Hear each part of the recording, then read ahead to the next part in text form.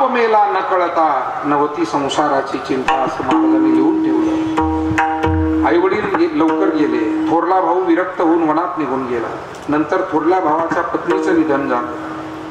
स्वतःची एक पत्नी आणि एका मुलाचं निधन झालं. म्हणजे घरातल्या 5 माणसांचा मृत्यू आणि एक थोरला भाऊ वनात कायमचा निघून गेला. हे 4 वर्षाच्या काळात घडलं. 6 माणसं नजरेसमोरून निघून गेली 4 वर्षाच्या काळात. 4च वर्षात एवढ्या घडामोडी घडल्या. आणि त्याच काळात नेमकं दुष्काळ पडला. आयुष्यामध्ये परीक्षेचे दिवस आले की ते एकदमच येतात. आणि आपल्याला सुद्धा सगळ्यांना असं वाटतं की देव आपली का परीक्षा घेतो. पण प्रत्येकाची घेतली. पांडवांची घेतली, तुकोबारायांची घेतली. नाथ महाराज माऊलींना शुद्धीपत्र आणायला पैठणला यावं लागलं. आणि आपल्यासारख्या सामान्य वारकऱ्याची एवढी तेवढी परीक्षा घेतली तर का रडत बसायचंय, का कुढत बसायचंय.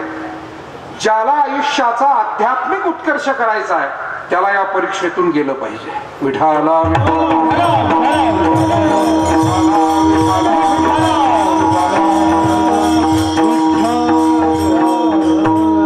दिवस हे मनासारखे सगळे नसतात. मला वाटतं आज तरुण पिढीकडे अनेक गोष्टी चांगले गुण आहेत, पण एका गुणाचा अभाव आहे. ते म्हणजे दुःख पचवण्याची सहनशीलता शक्ती कमी आहे. जी जुन्या पिढीकडे जास्त. आज नव्या पिढीकडे ज्ञान आहे, शिक्षण आहे, नवनवीन तंत्रज्ञान आहे. म्हणजे सगळ्या गोष्टी काही अनेक गोष्टी चांगल्या आहे नव्या पिढीकडे. पण दुःख पचवण्याची शक्ती कमी झालेली आहे. अपमान पचत नाही, सहन होत नाही. तोटा सहन होत नाही. मनाविरुद्ध एखादी गोष्ट घडली सहन होत नाही. जुन्या आपल्या आजा पंजांना आठवा, जुन्या आपल्या वाडवडिलांना आठवा. त्या काळामध्ये किती दुष्काळ, किती अनेक प्रकारच्या अडचणी. मगाशी आम्ही येताना बोलत होतो की जुन्या काळात वारीला सुद्धा वारकरी जात होता. महाराजांनी एक चांगलं वाक्य वापरलं मगाशी गाडी. ज्याला त्याला आपल्या खाण्यापिण्याची जबाबदारी स्वतःच करावी लागत. दिंडीवाले त्याला जबाबदार. कारण एवढ्या मोठ्या पंक्ती द्यायचं कोण. गोर गरीब शेतकऱ्यांचे दिवस आड्या अडचणीच्या एवढ्या हजारो लोकांच्या. आज खूप चांगले दिवस आहे मायबाप हो. हा एवढा परमार्थाचा सोहळा आपण पाहतो. पूर्वी आजही इथे बसलेल्या सगळ्या वडीलधाऱ्यांना माहिती आहे, दिंड्या जर आपल्या गावात आल्या तर 4-4, 6-6, 10-10 माणसाचे घरोघर आपण वाटून न्यायचो. एकच मोठी पंगत घालण्याची ताकद नव्हती. विठाला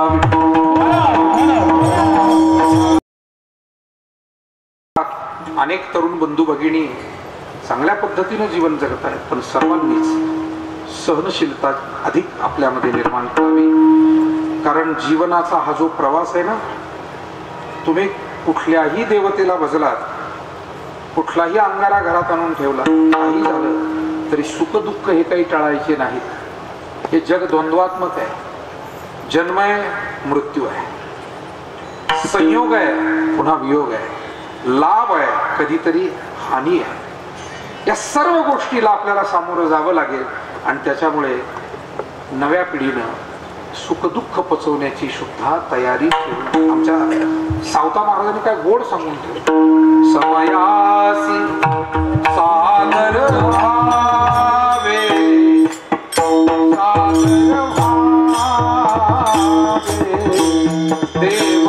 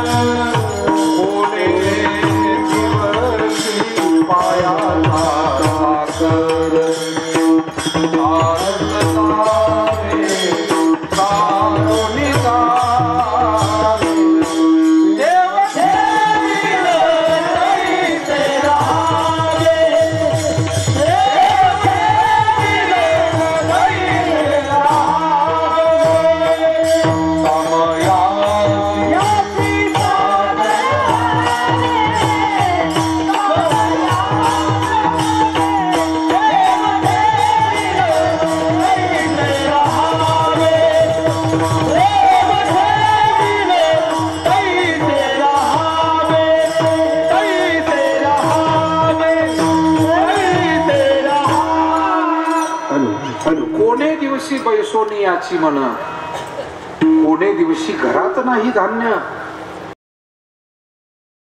मना माझी धरू नका म्हणा ज्ञानोबा. लाभ झाला म्हणून फार हुरळून जाऊ नका, थोडक्यात सोपं सांगायचं. आणि हानी झाली फार क्लेश करून घेऊ नका, कोलमडून जाऊ नका. कारण शेवटी असं आहे, दिवसमान हे येत असतात, ते जात असतात. मोठी माणसं कोण या जगातले, कोण ज्यांना आपण थोर स्त्री पुरुष म्हणतो असे कोण आहेत? ज्यांनी फक्त सुखाचेच दिवस अनुभवले, ते कधी थोर झाले नाही. ज्यांनी सुख आणि दुःख हे दोन्ही काळ पाहिले, पण दोन्ही काळामध्ये ज्यांची भक्ती कधी दुरावली नाही आणि ज्यांनी नीती सोडली नाही, ते थोर. अनुकूल काळ येवो की प्रतिकूल, ज्यांनी नीती आणि भक्ती या दोन्ही गोष्टी जीवनातल्या आणि म्हणून मायबाप हो. जगद्गुरु तुकोबारायांना 4 वर्षामध्ये 5 माणसांचे मृत्यू, थोरल्या भावाचा वियोग, दुष्काळानं संपूर्ण दुकानदारी सावकारकी विस्कळीत झालेली पाहावी लागली. आणि मग अशाही काळामध्ये महाराजांना खरं तर मी म्हणतो मोठी मोठी माणसं कोलमडून जातात. 15-16 वर्षाचं वय तुकोबा, सगळ्या कुटुंबाची जबाबदारी स्वतःवर पडली.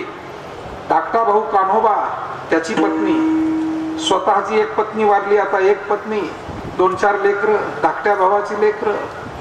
आणि सगळं असताना महाराजांनी पंढरीची वारी खंडित होऊ दिली नाही. इतकं दुःख, इतकी अडचण, पण पंढरीची वारी आहे माझे घरी. परिचयच हा द्यायचे. पुष्कळ मोठी शेती होती, पण कुठल्या बैठकीत तुकोबारायांनी कधी सांगितलंच नसेल मला वाटतं, कारण गाथात तर काही सांगितलं नाही. किती जमीन होती, काय मान मरातब होता, हे कुठेही त्यांनी त्याचा उल्लेख केला नाही.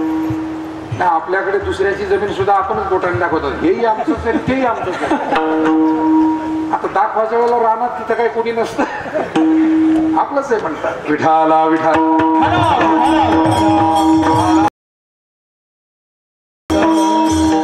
तुकोबारायांना जर विचारलंच, महाराज काय तुमच्या घरात नेमका कसे काय संबंध करायचे आम्ही, त्यांनाही वेळ आलीच असेल ना ही सगळी, कारण मुलींचे लग्न केले, मुलांचे लग्न करावे लागले. पण महाराजांनी ज्या ज्या वेळी विचारलं हेच उत्तर दिलं, आम्हा घरी धन शब्दांची चरत नाही. ते म्हणायचे, बाबा हे आमच्या घरी हे असं एवढं आहे, हे पटत असलं तर संबंध करा. आम्ही पंढरीचे वारकरी आहोत, आम्ही भजनी आहोत, आम्ही माळकरी आहोत. आमच्याकडे धन म्हणून विचार आलंच, आणखी धन आहे म्हणाले. लोकांना वाटलं आता तरी वेगळं सांगतील. आधी म्हणाले पंढरीची वारी, नंतर म्हणाले शब्द धन. महाराजांनी आणखी धन सांगितलं. आम्हा विठ्ठल जीवन काळची पुढी आधना, काळची पुढी आधना, काळची पुढी आधना.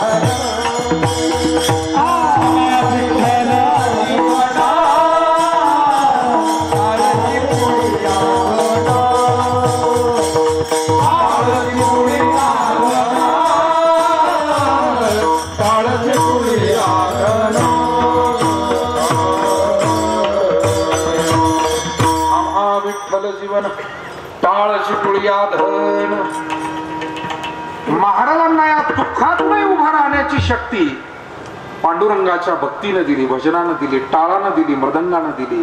या टाळ मृदंगाचे तुमच्या आमच्यावर आणि अनेक पिढ्यांच्या जनमानसावर मोठे उपकार आहे. या टाळ मृदंगानं आम्हाला सुखाच्या दिवसात सुद्धा उन्मादाकडे जाऊ दिलं नाही, आणि या टाळ मृदंगाने दुःखाच्या दिवसात सुद्धा कोलमडू दिलं नाही. म्हणून तुकोबाराय म्हणले, हा टाळ पखवास सोडायचा नाही दोन्ही काळात. विठ्ठल सुखा आणि विठ्ठल दुःखा. बस दुःखातही, कारण ह्या 2 वेळा आहे जीवनात.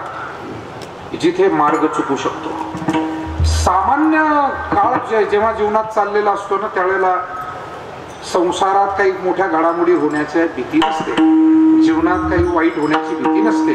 ज्यावेळेला सामान्यपणाने आपण शेती, वाडी, उद्योग, व्यवसाय, नोकरी करतो. पण अचानक आपण जर काही मोठे झालो, धनानं, मानानं एखाद्या पदावर गेलो, एखादा द्रव्य लाभ झाला, अशा वेळेला चुकण्याची शक्यता जास्त आहे. म्हणून तुकोबारा आवर्जून म्हणले, विठ्ठल सुखा. त्याही वेळेला टाळ मृदंगाचा आश्रय करा, गाथा ज्ञानेश्वरीचा आश्रय करा, भजन करत राहा, वारी करत राहा. जीवनात आलेला लाभ तो टिकून राहील. आणि दुःखाचे दिवस आले, अशाही वेळेला मार्ग चुकण्याची शक्यता. कारण दुःखामध्ये माणसाला मग काही सुचत नाही, तो काहीतरी करून बसतो. म्हणजे एक माणूस चांगला वारकरी, भजनी, पण 2-4 वर्ष वारीला दिसला नाही. आता जुने वारकरी म्हणायचे, जर नेहमीचा वारकरी वारीला दिसला नाही तर त्याचं पिंडदान घालायचे. चंद्रभागेचं जुनी मंडळी म्हणायची. 4 वर्ष दिसला नाही आणि त्यांच्या गावाकडे गेल्यावर मग त्या मित्राला तो भेटला. अरे काय तू 4 वर्ष झाले वारीला आपल्या भेटी व्हायच्या, आज पाहुण्याच्या निमित्तानं तुझ्या गावात आलो, 4 वर्ष दिसला नाही. तो म्हणला, मी सोडून दिलं भजन. काय काय म्हणलं, देव माझ्या हातपाय धुवून मागे लागला. देवाला काही धंदा नाही दुसरा, आपल्या मागे हातपाय धुवून लाग. लोकांचे शब्द आहे, ही भाषा आहे, जनमानसातली भाषा आहे. तो पुढे म्हणाला, काय करायची वारी करून, देवाला माझं पाहवलं नाही मला कळत नाही. आता कीर्तनकार म्हटल्यावर आम्ही वाक्याचे अर्थ थोडेफार शोधणारी माणसं.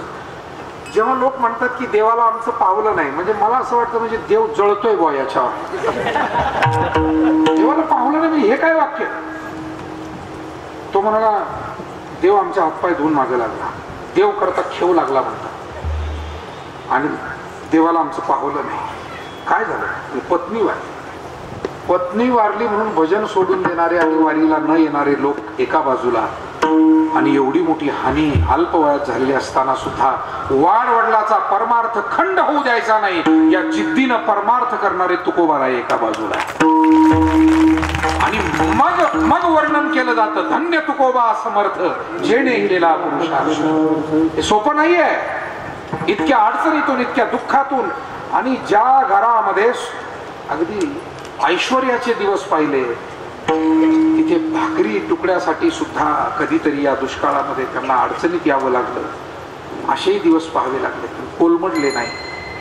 त्याचं कारण होतं, महाराज भजन करत होते, आनंद मिळत होता. किती आनंद होता, नाही या आनंदाशी जोडा. महाराजांच्या शब्दामध्ये, सांगता गोष्टी लागती गोडा, आलासी आकारा उचिया चाडा, तुका म्हणे भिडा भक्तीची आ.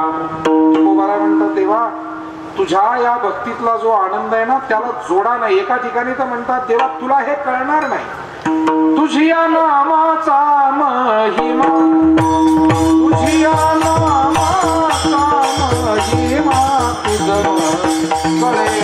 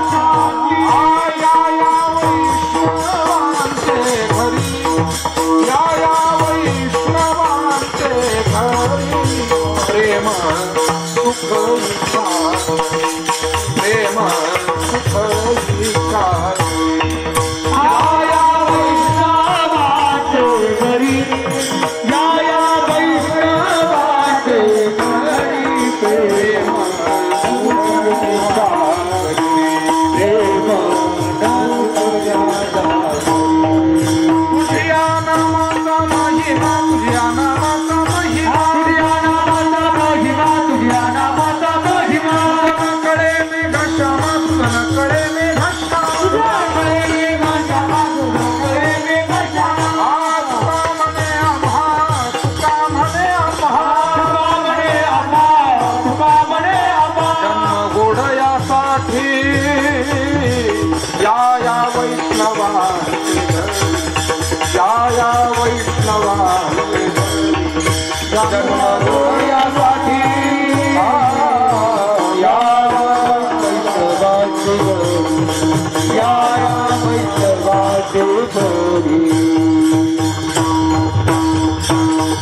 तुकोबारांनी तेव्हा या नामातलं जे सुख आहे, या भक्तीतला जो आनंद आहे, तुला नाही कळणार. आम्ही भाग्यवान आहोत, जन्म गोड यासाठी. आम्हाला हा गोड जन्म, हा धन्य जन्म आम्हाला मिळाला. काय केलंय तुम्ही या जन्मामध्ये महाराज? पुन्हा हरवण्याची भीती, चोराची भीती, खर्च तर करावाच लागतो. वस्तू असेल कधीतरी ती नष्ट होणार, कधीतरी ती क्षीण होणार, झिजणार. सगळ्या गोष्टी आपल्यापासून आज ना उद्या त्या दूर जाणार आहे. परंतु एकच गोष्ट आहे, भगवन नाम आणि ही भक्ती, की महाराज म्हणतात शरीर आटे, संपत्ती आटे, परी हरिनाम न आटे ते बरवे. शरीर, संपत्ती, सगळ्याच गोष्टी आज ना उद्या क्षीण होत जातील, हरिनाम आणि त्यातला आनंद क्षीण होत नाही. आणि म्हणून महाराजांनी जो आनंद घेतला होता, महाराजांच्या लक्षात आलं जनता जनार्दनाला सुद्धा वेगवेगळ्या सुखदुःखातून जावं लागतं, पण या सगळ्या सुखदुःखावर मात करून आपला आत्मविश्वास, आपलं मनोबल टिकून ठेवण्यासाठी, जीवनामध्ये सन्मार्गरत राहण्यासाठी भक्तीची गरज आहे. आणि तो भक्ती रस जर जीवनात टिकून राहिला तर अनेक दुःखावर मात करता येते, निराशेवर मात करता येते. म्हणून महाराज जगामध्ये आले.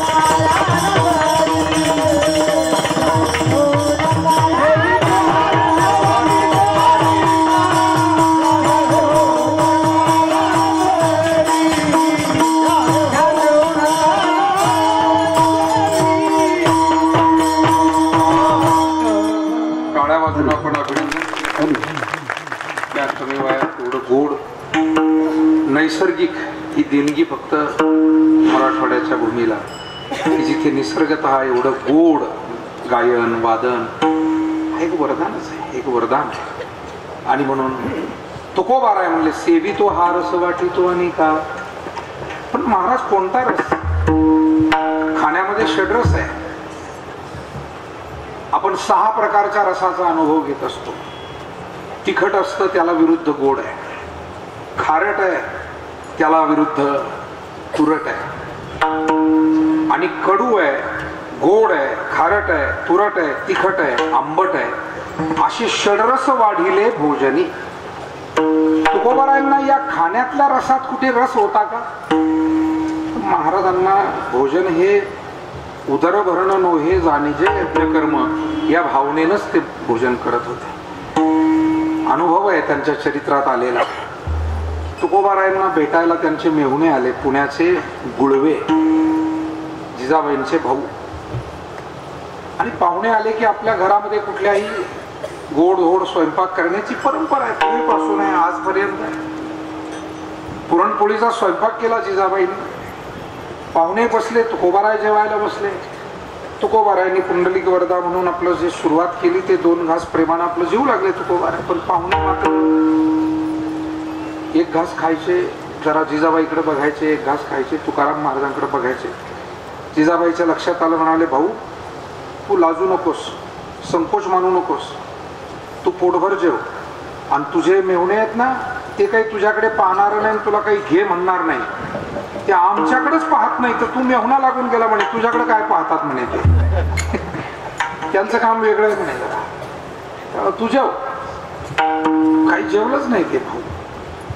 जिजाबाईंनी सगळं झाल्यावर स्वतःला वाढून घेतलं आणि जेवायला बसल्या तेव्हा कळलं की सार केला होता आमटी, त्याच्यात मीठ नाही. दुर्दैव असं की भजे केले पण त्यालाही मीठ नाही. आणि काय जेवण नीट होणार सांगा? मीठ नाही तर जेवण नीट कसं होणार? कारण रुची नाही दी अन्न ज्यात नसता लवण. मग जिजाबाई कडाडल्या, तुकोबारायांना म्हणाल्या, स्वभाव कडकच होता. का हो, माझा भाऊ पाहुणा आहे, तो लाजला मीठ द्या म्हणायला, पण तुम्ही काय पाहुणे आहात का या घरात? तुम्हाला सांगता नाही आला मीठ नाही म्हणून? काय खाता आम्ही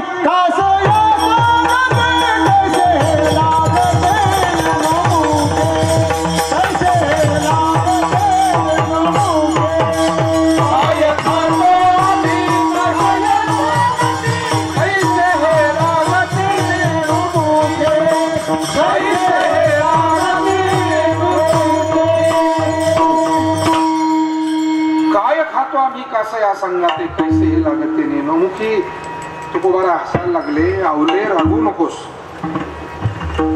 मी पाहुणा नाहीये, मी सांगायला पाहिजे होतं मीठ नाही, पण मला कळायला तर पाहिजे मीठ नाही म्हणून. कारण राम रसाची आहे चवी आन रस रुचती केवी. भगवान नामस्मरणामुळे, या भक्ती रसामुळे मला हा काय जेवणातला रस, म्हणून तुकोबारांना खाण्यापिण्यातल्या रसाविषयी फार काही आकर्षण नाही. शास्त्रामध्ये नवरस सांगितलेले आहे, आता त्याचा सगळा विस्तार करायला वेळ आपल्याकडे नाही. पण शांत, करुण, रौद्र, अद्भुत, बिभत्स, भयानक, वीर असे नवरस शास्त्रामध्ये सांगितले. पण वारकरी संप्रदायामध्ये इतर रसांना फारशी मान्यता नाही. ते सहज येऊन गेले तर चालतात, पण त्यांना कायमचं स्वीकारायचं नाही असं ज्ञानोबारायांचं धोरण दिसतंय. येथ शांताची घरा अद्भुत आला हे पाहुणेरा, आणि येरा ही रसा पांती करा जाहला मन. नवरसी भरवी सागरू उचित रत्नाचे अलंकारू. ज्ञानेश्वरी ही नवरसानं परिपूर्ण व्हावी. सरस्वती मातेला सद्गुरूंना वंदन केलेलं ज्ञानोबारायांनी. पण तरी ते म्हणतात इथे मूळ प्रधान रस, इथे घरचा घरधनी कोण? जसं एखादा घराचा मालक असतो आणि त्याच्या घरी 10-12 पाहुणे आलेले असतात, पण 10-12 पाहुणे आले तरी तिथे निर्णय कोणाचा चालतो? मालकाचा. काय कमी जास्त कोणाला पाहावं लागतं? त्या घरधन्याला. तसं अध्यात्म आणि परमार्थ क्षेत्रात शांतरस हा प्रधान आहे. येत शांताची या घरा अद्भुत आला हे पाहुणेरा, आणि येरा ही रसा पांती करा. म्हणजे बाकीचे रस हे पंक्तीला जेवण्यापुरते आलेत असं तू ज्ञानोबाराय म्हणतात, मी म्हणत नाही.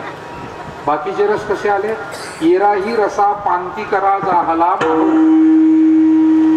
म्हणून कीर्तनामध्ये 2 तासापैकी 2.25 तास फक्त हसण्यासाठीच जर कीर्तन केलं आणि ऐकलं तर घरातला निर्णय पाहुण्याच्या हातात दिल्यासारखा आहे. कळलं का मी काय सांगतो? फार नाही, 2 तासातलं 1.5-2 तास रडण्यातच गेलं. तू ज्ञानोबारा म्हणतात नाही नाही नाही नाही ते चालत नाही. लोक रडतच बसलेले आहेत रोज प्रपंचात, आणखी कशाला त्रास देतात? करुण रसाचं सुद्धा इथे फारसं काम नाही. गरजेपुरतं जरूर आलं पाहिजे, कारण त्याशिवाय ती कथा पूर्ण होणार नाही. आणि म्हणून हास्य रसालाही प्रतिबंध नाहीये, करुण रसालाही प्रतिबंध नाहीये, वीर रसही मधून मधून यायला हरकत नाही. पण कीर्तनाचा पोवाडा होता कामा नये. विठाला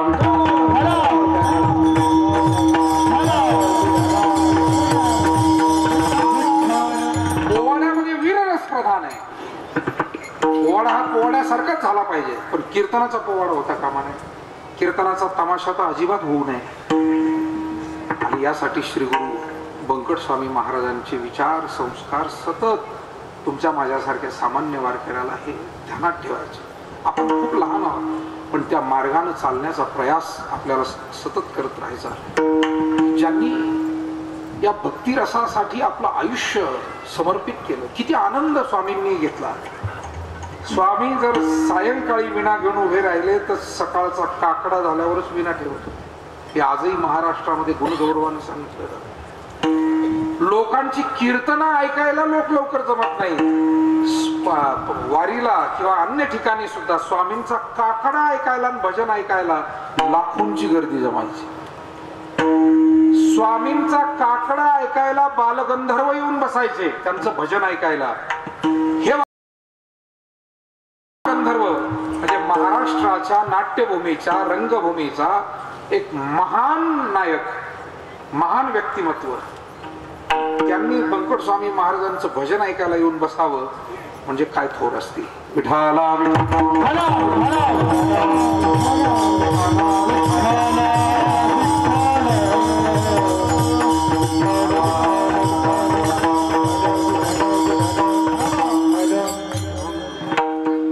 तुकोबारांनी जरी रसाचं नाव सांगितलं नाही तरी हा शांत रस, ज्याला पुढे भक्तिरस असं म्हणतात, महाराजांनी आणि अन्य ठिकाणी सांगितलेलं. विट्याईसे सुख नव्हे भक्तिरस, पुढता पुढतियास सेवावी. हे हा रस विटत नाही, पुन्हा पुन्हा घ्यावासा वाटतो. सेवितो हा रस वाटितो. आणि काही प्रश्न इथे उपस्थित होतात. जुनी जी वाडवडील मंडळी, खुद्द स्वामी महाराजांनी सुद्धा या अभंगावर देवतांना सुद्धा मिळत नाही. गोपाळ जेव्हा काल्याचा प्रसाद घेण्यासाठी आले त्यावेळेला भगवान श्रीकृष्णाने गोपाळ देव मंडळी आली गोपाळांच्या सोबत. भगवान श्रीकृष्ण म्हणले, गोपाळांनो या देवांना देऊ नका, त्यांना हा आनंद सेवन करण्याचा अधिकार नाही. दररोज आपण यमुनेच्या डोहात हात धुवायला जातो, पण आज तिथेही धुवायचे नाही, कारण काल्याची असे देवजळी झाले. हा काला म्हणजे हाच आनंद, हाच रस. देवांना तो रस मिळत नाही, याचं काय होतं? त्याचा फार विस्तार योग्य आहे. आमचं गरजेचं आहे का? कधी कधी वस्तू योग्य असते तरी गरजेची नसते, गरजेची असली पाहिजे. एकाने मेडिकल दुकान टाकलं, त्याचा मित्र आला, सगळं काम खूप शुभेच्छा असला, कोणाला कोरड्या शुभेच्छा देऊ नको, कोरड्या शुभेच्छा देऊ नको, काहीतरी खरेदी कर, कोणी कर.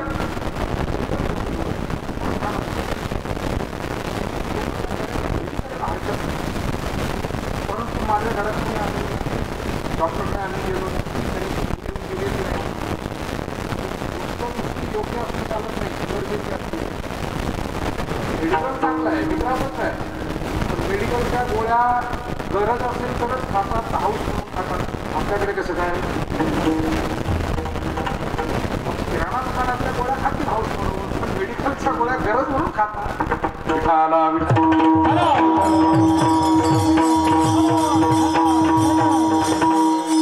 महाराज तुम्ही जो रस देता आमच्या गरजेचा आहे का? महाराज म्हणतात, हो तेने मी न जीवा सुखन होते, गरजेचं आहे, गरजेचं.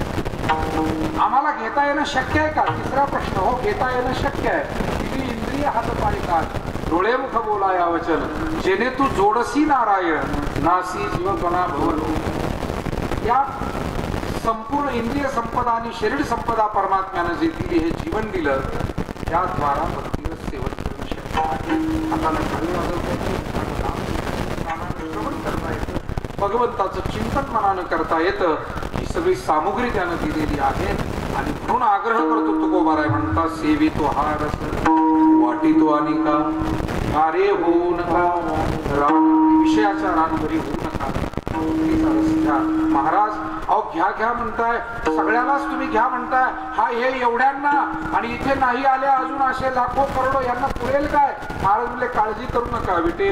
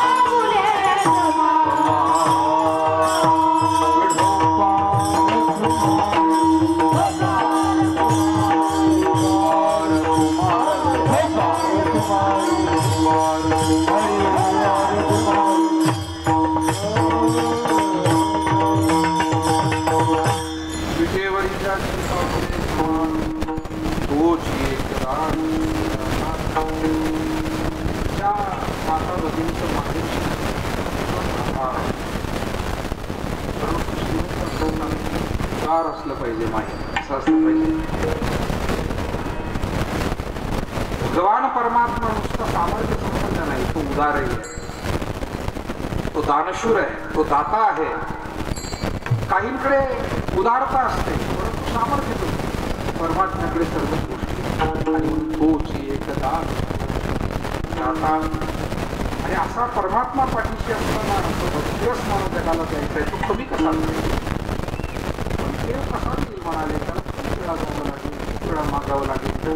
तुकोबाराय म्हणाले आपल्या अंतःकरणामध्ये त्या परमार्थ करण्याची आनंद हवा आहे. या तन्मयतेनं एकाग्रतेनं भावमयतेनं तुम्ही जर त्याला आळवाल, नुसता मनात संकल्प कराल तरी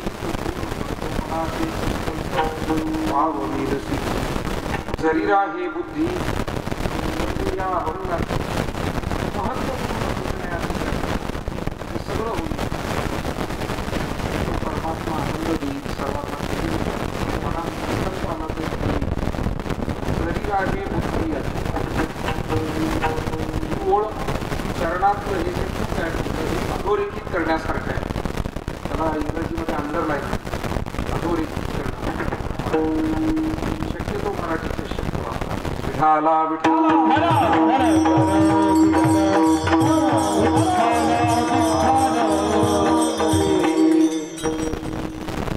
जरी राहे बुद्धी याचे पाहिजे.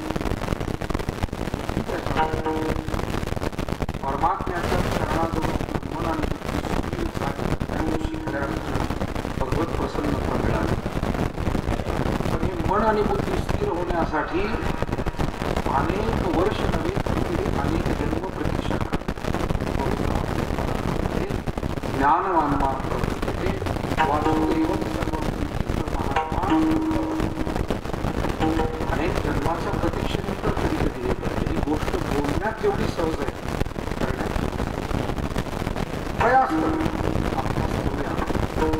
सकाळच्या देवपूजेला जरी बसतो तरी आपली बुद्धी सुरुवात केली तर शक्य थोडा थोडं लक्ष द्यायला. जसं आपण लेकरांकडे लक्ष द्यायला लागलो तर त्या लेकरांमध्ये सुद्धा एक चांगल्या सवयीवर हळूहळू रुजत. मला वाटतं आपण जसं जनाला समजावून सांगतो तर अगोदर मनालाही समजावून सांगितलं पाहिजे. तुकोबाराय करत आणि म्हणून ऐसे जागवित जना मनालाही जागवलं म्हणाले जनाला. आणि म्हणून तुकोबाराय आपल्यालाही जरी राहे बुद्धी याची. आणि असा हा जो परमात्मा आहे तो सर्वांना प्रेमाचं दान देणारा, सर्वांना कृपाशीर्वाद देणारा परमात्मा आहे. त्याच्याकडे जाऊया, त्याची भक्ती करूया, हा भक्तीचा आनंद जीवनात घेऊया. हा आनंदाचा निरोप घेऊन परमात्म्याने मला जनता जनार्दनापर्यंत पाठवलं. महाराज अभंगात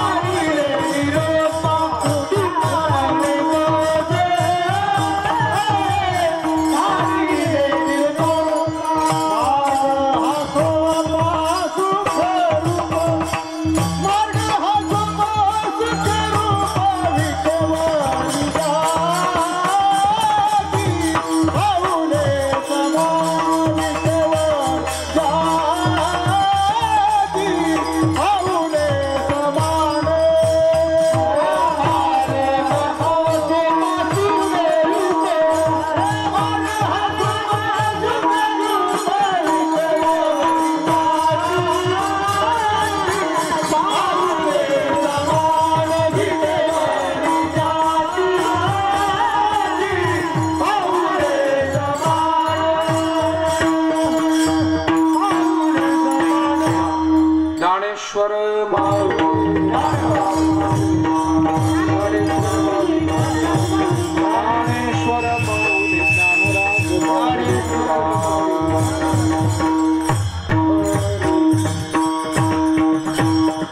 बामणे मज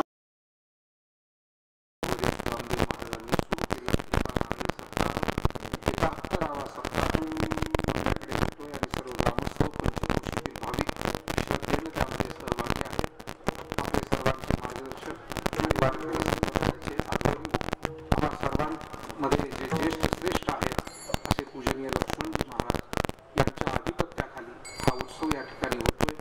आपल्या सर्वांना धन्यवाद. गोड साथसंगत आमच्या सगळ्या सहकार्यांनी केली. खूप आनंद मिळाला. आपणालाही सर्वांना धन्यवाद. आणि महाराजांनी स्वामींची सेवा करण्याची आज्ञा केली. आमचे दिनेशजी महाराज सतत त्यांनी आठवण करून दिली. सतत या कार्यक्रमाविषयी त्यांनी सूचित केलं. वैकुंठनाथ षष्टीच्या काल्याच्या दिवशी सुद्धा पत्रिका आणि सर्व गोष्टींची आठवण दिली. मी त्यांनाही धन्यवाद देतो. आपणा सर्वांची भेट या निमित्तानं झाली. स्वामींच्या चरणी काही अल्पमतीप्रमाणे कोणती तुटकी सेवा रुजू करता आली ती मी स्वामींच्या चरणी रुजू करतो. आपणा सर्वांनाही वंदन करतो आणि थांबतो.